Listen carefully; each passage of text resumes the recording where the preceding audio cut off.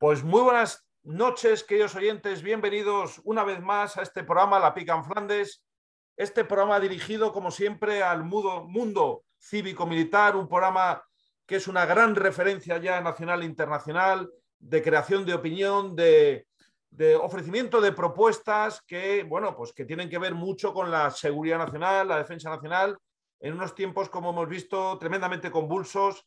Para eso existe este programa, La Pica en Flandes, y desde luego para comprometerse y para mojarse en sus planteamientos, como siempre, pues atrevidos y desde luego que nacen desde ese convencimiento y desde luego ese compromiso patriótico de todos los que componen este programa en el sentido de mejorar esa defensa, esa seguridad nacional, como digo, en tiempos tan convulsos y tan controvertidos. Así que les damos las buenas noches, agradecemos sinceramente su lealtad y como siempre les decimos, ustedes, queridos oyentes, son el equipo de transmisión de La Pica en Flandes y les rogamos pues, que difundan los podcasts, los vídeos en YouTube, para que cada vez nos sigan más personas. Estamos muy contentos, el número de visitas que tenemos en YouTube es un número creciente y además la gente hace comentarios que son siempre muy bienvenidos, ¿no? Así que en ese sentido, muchísimas gracias, queridos oyentes, aquí en Decisión Radio, La Pica en Flandes, un nuevo programa que viene con temas muy, muy sustanciosos. Un tema va a ser una hora, unos 55 minutos, como digo, muy, muy intensos, donde vamos a tratar temas como, por ejemplo, la movilización parcial que ha habido en la Federación Rusa, el conflicto de Ucrania se está enquistando, la escalada es cada vez mayor y, desde luego, La Pica en Flandes va a analizar lo que significa y lo que puede pasar en el futuro, desde luego, claro que sí, además con analistas de primer nivel. Y luego en la segunda parte, pues perfectamente concatenado con esto, pues es cómo está la situación en España y qué propuesta de mejoras de formación premilitar, de cursos, se podrían aplicar para que España dé una respuesta, como decimos, a ese desafío importantísimo. Pero antes de entrar, digamos, en cuestiones previas menores, vamos a presentar esta magnífica mesa de debate de primerísimo nivel. Tenemos con nosotros al general don Juan Cifuentes. Muy buenas noches, mi general. Muy buenas noches a todos. Gracias, Guillermo. A la orden, mi general. Muy buenas noches también. Tenemos con nosotros a nuestro editor, el general don Salvador Fontella. Muy buenas noches, mi general. Muy buenas noches. Tenemos también con nosotros al coronel don César Collis. Buenas noches, mi coronel. Buenas noches a todos. Y también en la mesa de debate está nuestro historiador de cabecera, don Fernando Platón. Buenas noches, don Fernando. Buenas noches a todos. Muy buenas noches. Y el que les habla, Guillermo Rocafort, veterano legionario del Tercio Gran Capitán. Entonces, en cuanto a las efemérides de la semana, muy brevemente citar fecha importantísima, vamos a ver, 102 años del aniversario de la fundación de la Legión, es una fecha importante, se ha celebrado, pues como siempre, por todo lo grande, en los tercios, fundamentalmente de Ceuta, Almería, Ronda y Ceuta, Melilla, Almería y Ronda, y se han hecho pues eventos conmemorativos de esa fecha tan importante como es el 102 años de la fundación de la Legión. Hay que recordar siempre que la fecha de la fundación de la Legión no es cuando se firma el decreto fundacional, sino cuando se alista el primer legionario. Esto es importantísimo que se sepa, que fue precisamente el 20 de septiembre del año 1920 cuando se alistó el primer legionario, porque siempre a la Legión se le ha dado una gran importancia a la figura del caballero legionario. Por lo tanto, desde aquí, desde La Pica en Flandes, felicitaciones a todos los veteranos legionarios que hacemos extensivas, lógicamente, a nuestros hermanos caballeros legionarios paracaidistas, cuerpo hermano, y luego otras unidades del ejército español, de la cual nos sentimos pues, muy solidarios.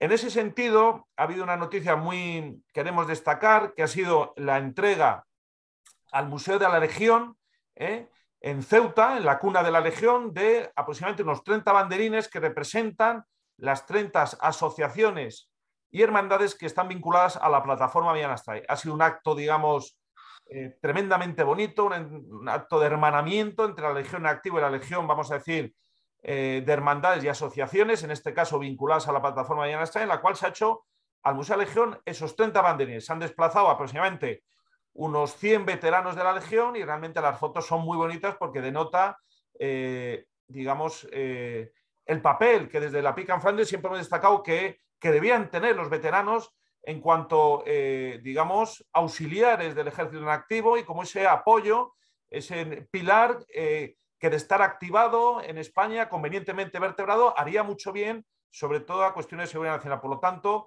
felicitaciones al Museo de la Legión y también, lógicamente, a la plataforma de Yanasai, que ha movilizado este gran esfuerzo, porque desde luego desplazar a tantas personas y sobre todo gestionar estos banderines y que sea un acto tan bonito denota pues un compromiso, una voluntad, un saber hacer y unas buenas maneras que han confluido en un acto que a nosotros como digamos en mi caso como secretario de la plataforma nos enorgullece muchísimo, ¿no? El ver que estamos muy integrados y que podemos hacer actos conjuntos y actos donde todo queda bien y donde la disciplina, el buen hacer son las notas dominantes, ¿no? Y sobre todo en la sociedad. Y luego, por otro lado, también tendríamos que destacar, digamos,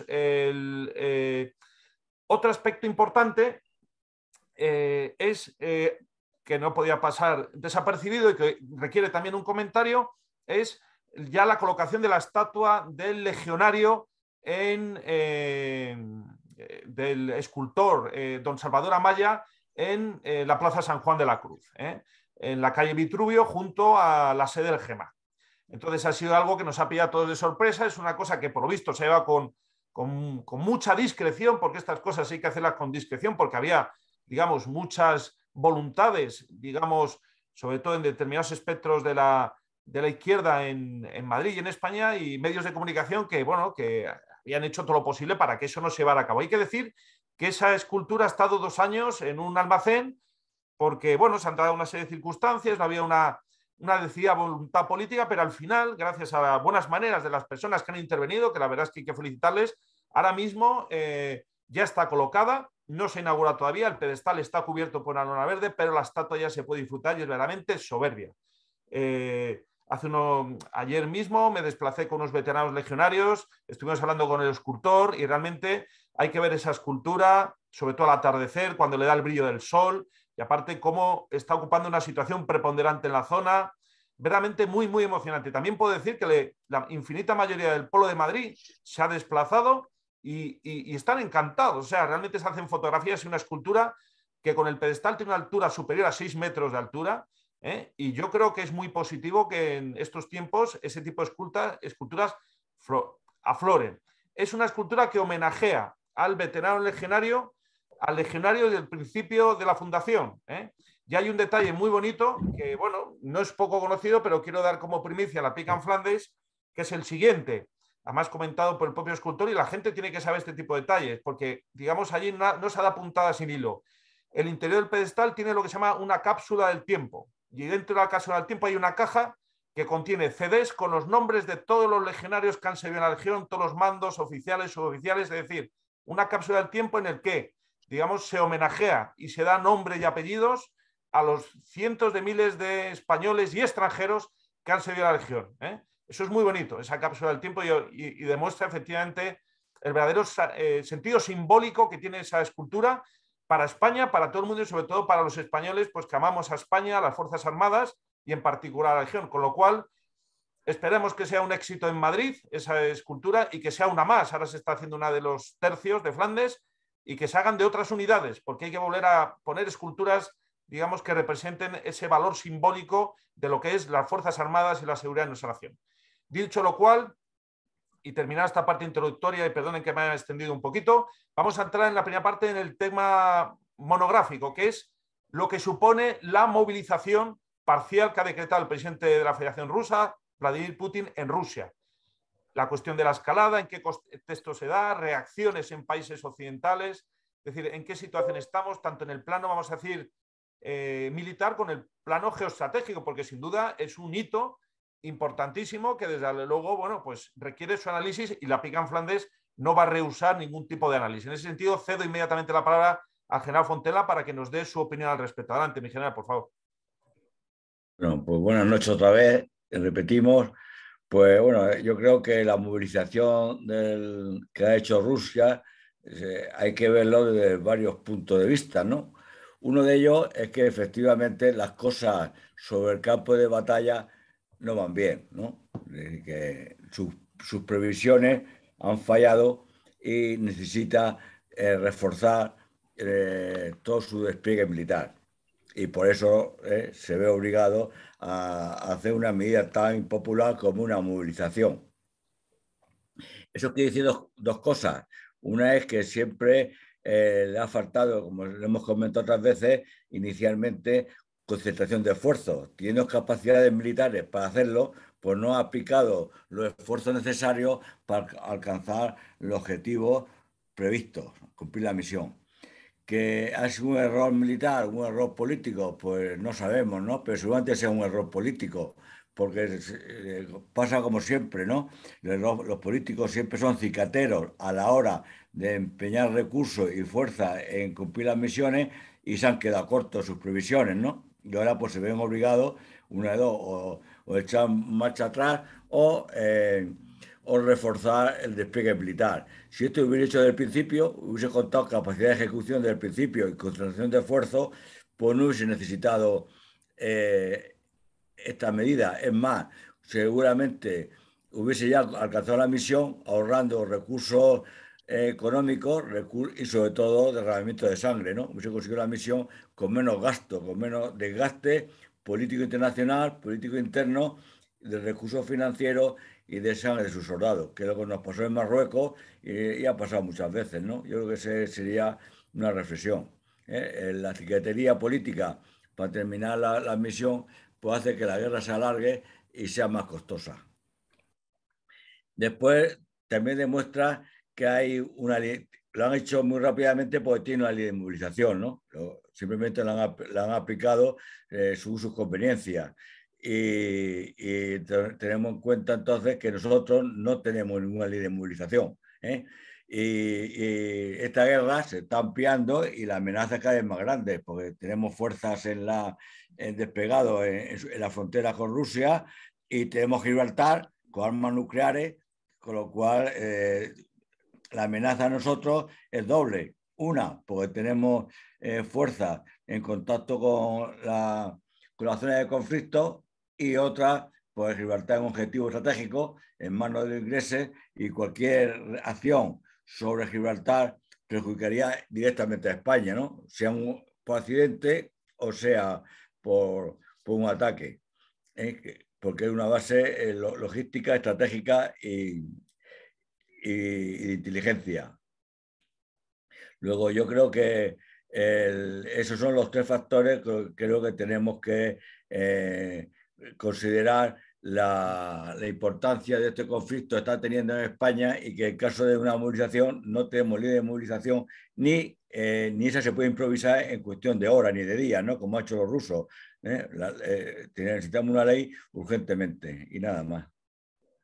Muchísimas gracias, mi general, como siempre, por sus acertadísimos comentarios. La introducción del asunto, efectivamente, la rapidez creo que es vital, la rapidez en la movilización, aunque eso generalmente genera tensiones internas, pero es de destacar y ese es el objetivo. En España, pues no, ante una situación similar no, y debemos vertebrar y plantear y planificar y discutir sobre estas cuestiones que son vitales, ¿no? Muchísimas gracias, mi general. Cedo la palabra rápidamente al coronel Collins para que desarrolle su opinión al respecto. Adelante, mi coronel, por favor. Bueno, pues el reciente y exitoso contraataque ucraniano pues ha cambiado sensiblemente la perspectiva de la guerra ruso-ucraniana. Hasta ahora las fuerzas rusas han mantenido una actitud ofensiva y las ucranianas pues se han defendido como han podido. Al principio centrándose en la defensa de la capital, Kiev, punto estratégico fundamental para evitar la victoria rusa tras una guerra relámpago que pudiera haberse producido, porque la distancia de Kiev a la frontera bielorrusa es de 150 kilómetros. Pero los ucranianos lograron retardar el avance ruso abriendo las presas del Donetsk e inundando la ruta más corta hacia la capital y resistiendo en las ciudades que rodean Kiev. Y muy importante, manteniéndose el presidente de la República, Zelensky, y su gobierno en su sede. Y sin duda reprimiendo duramente a los ucranianos prorrusos, que los había, aunque este último extremo no haya sido comentado por la prensa, porque Zelensky ha ganado la batalla mediática a Putin por goleada. Hombre, tampoco era muy difícil porque Putin era el invasor de una nación que en principio no constituía ninguna amenaza para Rusia. Al fracasar este primer ataque y comprobarse que el ejército ruso no era lo potente que parecía sobre el papel, pues antes bien que tenía carencias y defectos muy graves, pues el alto mando ruso decidió cancelar el ataque a la capital ucraniana y trasladar el esfuerzo a la zona del Donbass para tratar de unir físicamente por tierra Rusia con Crimea y quizá con un objetivo último de ocupar toda la costa ucraniana del Mar Negro y dejar aislada a Ucrania. Bueno, todo esto ha producido un alargamiento notable en el tiempo, que ha dado lugar a que Estados Unidos e Inglaterra principalmente equiparan a Ucrania con un armamento superior al que poseen los rusos y además dotaran al ejército ucraniano de un sistema de mando y control eficiente, mientras que parece el de los rusos pues ciertamente anticuado. Los ucranianos decidieron oponerse al ataque ruso paralelo a la costa del Mar Negro con una táctica defensiva que les ha dado buen resultado. Se defendieron a toda costa en la ciudad de Mariupol, cuya ocupación costó pues, a las fuerzas rusas tiempo y desgaste, gran desgaste.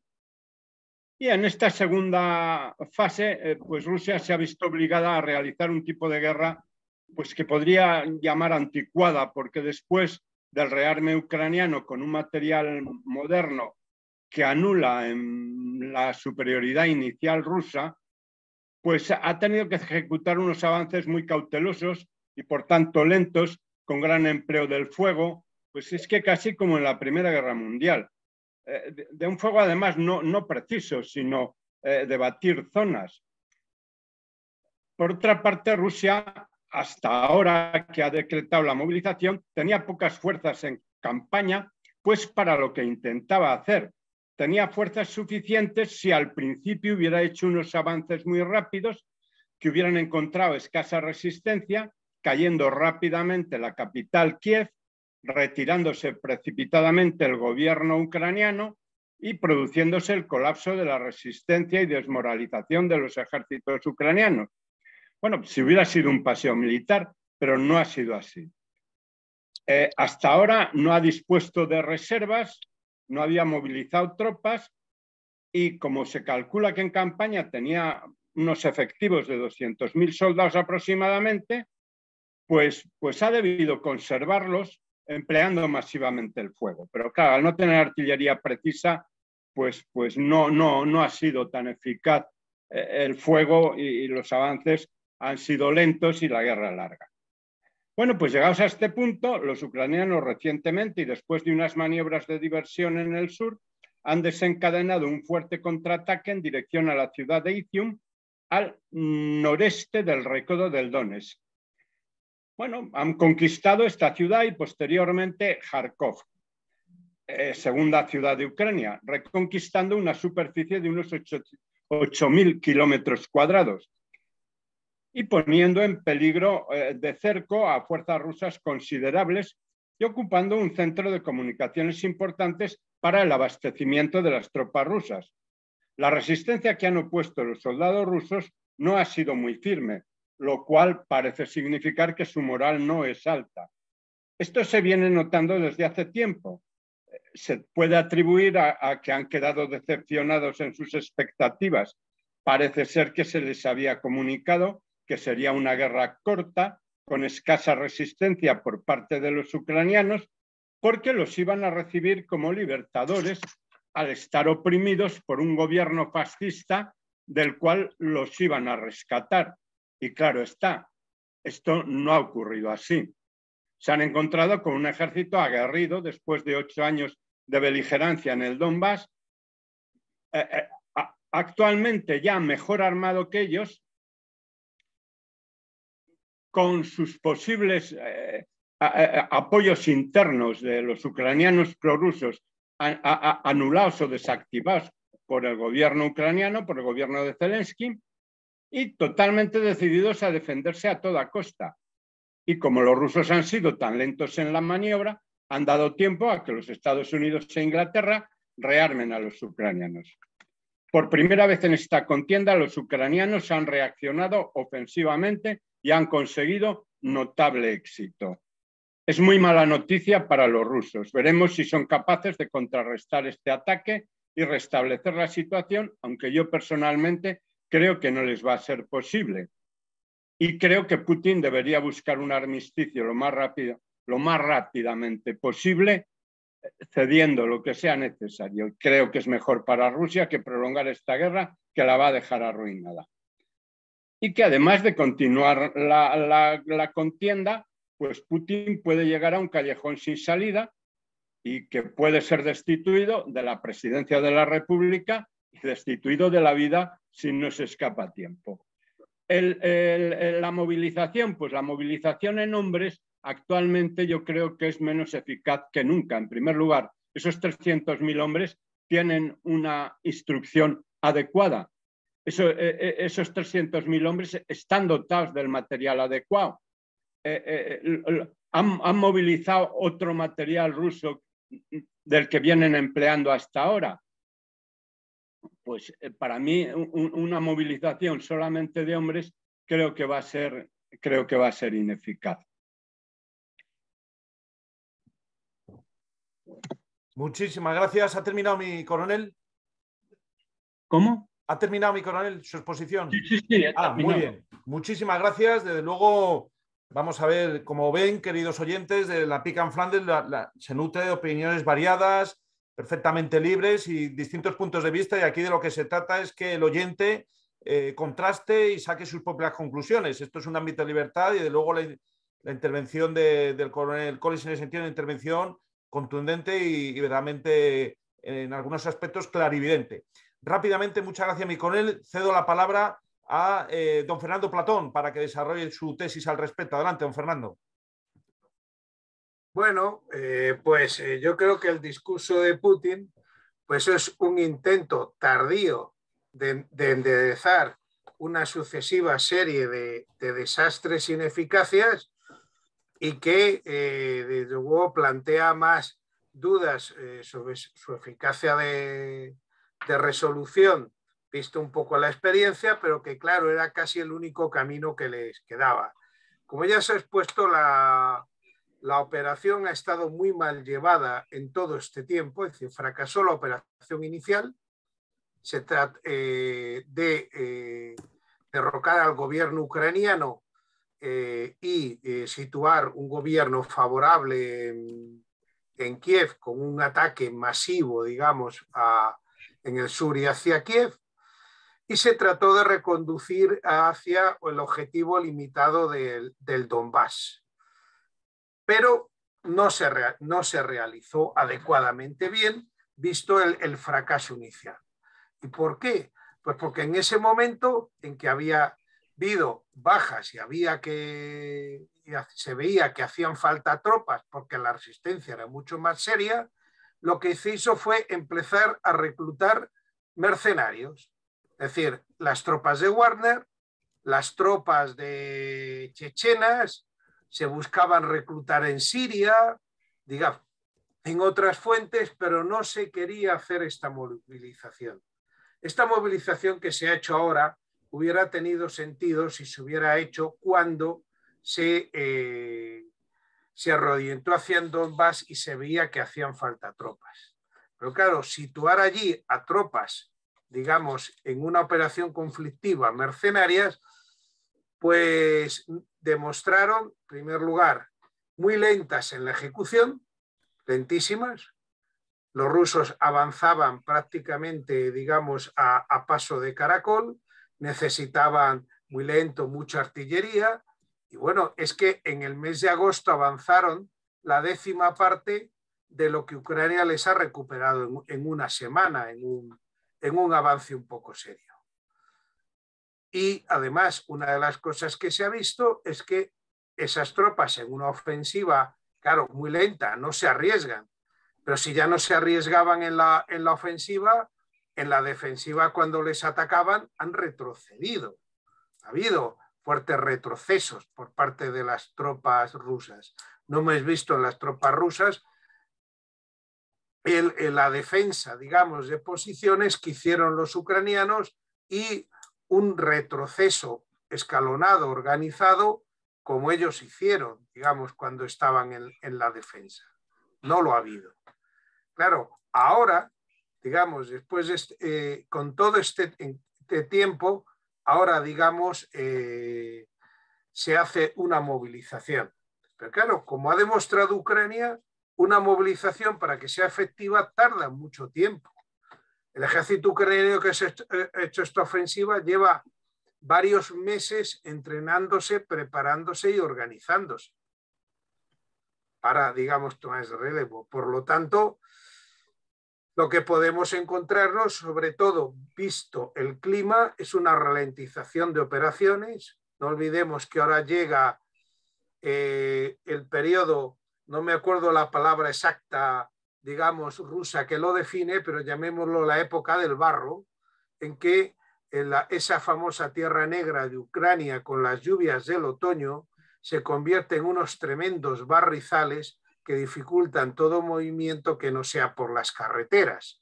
Claro, cuando los ejes de ataque empiezan a estar limitados, eso, digamos, dificulta, favorece la defensa y muy probablemente veamos una cierta paralización de las operaciones, que además era la época en que más se paraban en la Segunda Guerra Mundial. El invierno al revés, el invierno hacía mucho frío, pero el terreno se endurecía y permitía el movimiento. Por lo tanto, estamos en un tiempo en que los rusos pueden aprovechar para esta movilización, recuperar y organizar efectivos y prepararse para la nueva fase de la guerra. El invierno también, con el frío, pues aunque se pueda por el movimiento, tampoco es una fase tan activa, pero sí que podemos un poco encontrarnos y tenemos un nodo importante sobre cómo se desarrollará, porque las armas rusas pues no están siendo muy eficaces. Yo llevo preguntándome dónde está la aviación rusa. Normalmente el dominio del aire te garantiza el control de las operaciones. El ataque inicial parecía que había desbordado a la aviación ucraniana y de hecho tampoco se oye hablar de la aviación ucraniana, con lo cual es muy posible que sí efectivamente ha sido bastante desarticulada. Pero es que la aviación rusa no se la ve, pero es que ni en reconocimiento, porque claro, que le hayan montado estas ofensivas y de esta forma es que no tienen ni siquiera una capacidad de reconocimiento del terreno, ¿no? Ya estoy hablando de algo más arriesgado como es el apoyo a tierra y con ataque a baja altura, donde sí que los aviones se transforman en vulnerables frente a los misiles sencillos aire-aire. Pero desde luego, sin una acción de la aviación no se gana una guerra actualmente y la aviación rusa está desaparecida. Ya por último, así para dejar tiempo, el riesgo que existe de una cierta escalada nuclear. Claro, estos pasos están reflejando una situación de debilidad y problemas tanto internos como externos rusos que tampoco Rusia puede admitir una derrota. La derrota derribó al gobierno de los zares. La derrota en Afganistán acabó con la Unión Soviética. La derrota en Ucrania puede acabar con el régimen de Putin. La tentación de un uso limitado de armas nucleares tácticas puede ir creciendo. Y un uso de un arma nuclear táctica en Ucrania ¿va a desarrollar una respuesta de la OTAN? Pues tengo mis dudas de que eso sea una fuente de una escalada. En fin, pues es de desear que todo esto acabe pudiendo llegar a una mesa de negociaciones y conducir a un acuerdo, pero las perspectivas, a mi gusto, son sombrías. Y nada más, cedo la palabra a mis compañeros. Pues muchas gracias. ¿Quiere decir algo, general Fontela? Adelante, mi general. Unas matizaciones, ¿no? Lo que se ha dicho.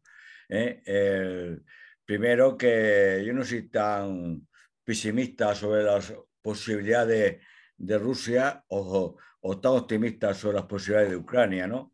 Hay que ver ahora la capacidad de reacción que tiene Rusia. Lo que ha hecho ahora mismo Ucrania es una contraofensiva de carácter local. Podemos considerarlo así. Vamos a poner un símil como en nuestra guerra civil, la batalla del Teruel, ¿no? Una ofensiva del bando del Frente Popular, pues consiguió tomar Teruel. Pero a los 3 meses la reacción del Ejército Nacional lo llevó hasta el Mediterráneo, ¿no? Y no solamente la contraofensiva puede ser inmediata, simplemente, y que tampoco hay que buscar la batalla decisiva, una batalla tipo napoleónica que decía la guerra. Muchas veces la guerra se decide por una guerra de desgaste. ¿Y quién va a aguantar más? ¿Ucrania o Rusia? A pesar del apoyo occidental a Ucrania, que está quedando devastada, ¿no? Y que en ese aspecto creo yo que está todo todavía por decidir. Depende de la reacción, la capacidad de ejecución que tenga Rusia ahora movilizando a su nación. Esa movilización también quiere decir que Rusia no quería la guerra nuclear, ¿no? Pues si no hubiese empleado la guerra nuclear, hubiese sido más barata, ¿no? Desde el punto de vista de terminar la guerra. Y que la acción nuclear, pues ahora no se contempla. Y después, en cuanto a la aviación, pues bueno, la guerra evoluciona, ¿no? La aviación ahora mismo, el espacio aéreo está restringido por las armas antiaéreas que son muy eficaces, ¿no? Entonces se está resolviendo a base de misiles y de drones, la guerra aérea. Y la inteligencia y reconocimiento no se hace con vuelo a ras de suelo, se hace por medio de satélite y guerra electrónica, tipo aguas y cosas de esas. Luego yo creo que en ese aspecto la batalla aérea ya no es tipo Segunda Guerra Mundial, ¿no? Se va haciendo con drones y con artillería antiaérea de todo tipo, de cañón hasta misiles y nada más.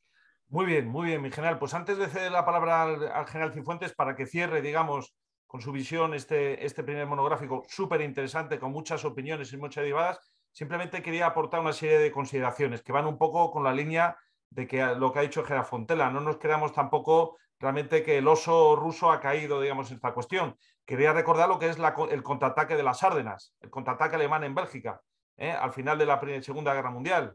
El invierno del 45, al final fue pues una ilusión óptica, porque realmente quien controlaba, digamos, todo el territorio, etcétera, etcétera, eran los aliados, y Alemania ahí se desfondó en ese contraataque. No olvidemos que es un contraataque que ha provocado miles de muertos, Realmente tampoco se habla del coste, tampoco hemos visto soldados prisioneros rusos, hemos visto que han abandonado material, pero no ha sido una desbandada, que es muy distinto a un repliegue o un contraataque bien llevado a cabo, pero con una retirada, digamos, progresiva. ¿Qué me llama la atención? También otra cuestión, el tema del Donbass, no lo olvidemos. No sale mucho en los medios de comunicación, pero los ucranianos están bombardeando población civil en Donbass y eso lo hilo con la convocatoria de los referéndums. Eso va a ser un salto cualitativo importantísimo en los territorios, porque se van a incorporar en Rusia, obviamente, la población es rusa, eso es así, y no van a dejar de ser rusos, y se van a anexionar. Y el Donbass va a ser parte de la Federación Rusa, con lo cual ya un ataque a Rusia, pues esto genera escalada. Luego, otra de las cuestiones también que me llaman mucha atención es que cuando se produce este contraataque, que es efectivamente pues muy exitoso y tal, pero automáticamente hay un ataque ruso a las centrales eléctricas de Ucrania y dejan al país en un apagón. ¿Qué significa eso? Que si Rusia quisiera, la devastaría a Ucrania. Y eso es una cuestión que nos hace pensar que efectivamente lo de la operación militar especial es una operación quirúrgica, porque realmente la reacción fue inmediata. Luego está el tema de la central nuclear, que se está utilizando pues, de una forma irresponsable, yo creo que general por todos, porque está siendo objeto de ataques y de controversia, ¿no?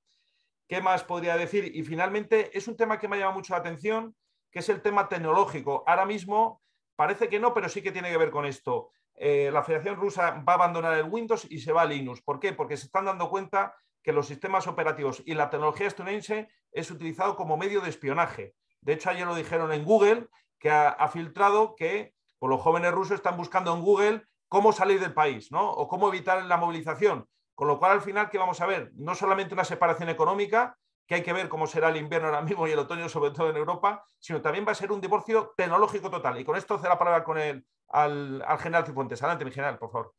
Muchas gracias, Guillermo. Bueno, la verdad es que habéis comentado un montón de temas muy interesantes y que por sí solos daría lugar a algunos otros programas, ¿no? Muy brevemente me voy a quedar solo con lo que dijo el general Fontella, la ausencia de una ley de movilización, ¿no? Esta movilización rusa nos pone a todo el resto de países en una situación en la que ¿qué tenemos nosotros? ¿Qué hacemos nosotros? Sabemos que hay países, como dijimos en el último programa, que están movilizando a sus reservistas, que están creando, insuflando un poco más de cultura de defensa en su juventud, que están volviendo a servicios militares de tipo obligatorio. O sea, eso está ocurriendo en países de nuestro entorno. ¿Qué estamos haciendo nosotros? Yo conozco perfectamente a algunos de los compañeros que están en la Secretaría General de Política de Defensa del Ministerio de Defensa y estoy convencido que están preocupados y trabajando en estos temas. O sea, seguro. O sea, seguro porque aparte de estar destinado allí, es que no puedes dejar de pensar con preocupación en lo que puede suponer para España, ¿no? El tema es que ahora mismo la única medida que se ha adoptado es incrementar en un periodo de una serie de años hasta el 2% el gasto en defensa del PIB. Y además lo que se transmite hacia la población, yo por lo menos lo que percibo, es que es como si hubiésemos sido obligados, ¿no? Es decir, que nos ha obligado la OTAN, tenemos que tener el 2%, tenemos que llegar al 2%, aunque no queríamos, pero bueno, nos vemos obligados. Entonces, la verdad es que transmitir ese sentimiento, ¿no?, de que hay que echarle un poco más de dinero porque nos obligan es un poco triste. La defensa nacional no es un tema de dinero, la defensa nacional es un tema de voluntad. Entonces, quizás lo que hay que incidir es en la voluntad de vencer, la voluntad de querer defender. Y no es un tema solamente de dinero, sino de empeñar todos los recursos nacionales mediante leyes adecuadas, como la de movilización de todos los recursos y el acercamiento de nuestra juventud hacia sus fuerzas armadas. Saber explicar mejor para qué y por qué tenemos que llegar a ese 2%. Bueno, esto lo enlazaré luego en la segunda parte si hablamos de estos temas. Gracias. Desde luego que sí, muchísimas gracias, mi general. Una intervención, general Fontella, quedan 40 segundos. Sí, el problema no es el 2%, sino en qué nos vamos a gastar ese 2%. Si no vamos a gastar en capacidad de combate o nos vamos a gastar en ley de igualdad y en cosas inclusivas o en tonterías. Ese es el problema. Si no vamos a gastar en capacidad de combate, que por eso está el ejército, o en tonterías. Me temo que va a ser lo segundo. Pues con ese comentario general Fontella terminamos esta primera parte. Como ven, un tema bastante controvertido, con multitud de opiniones, y ahora vamos a entrar en esa segunda parte del programa, que por favor sigan con nosotros, precisamente de cómo está el tema de la movilización y qué medidas habría que hacer en España para mejorarlo. Sigan con nosotros, por favor. Muy buenas noches.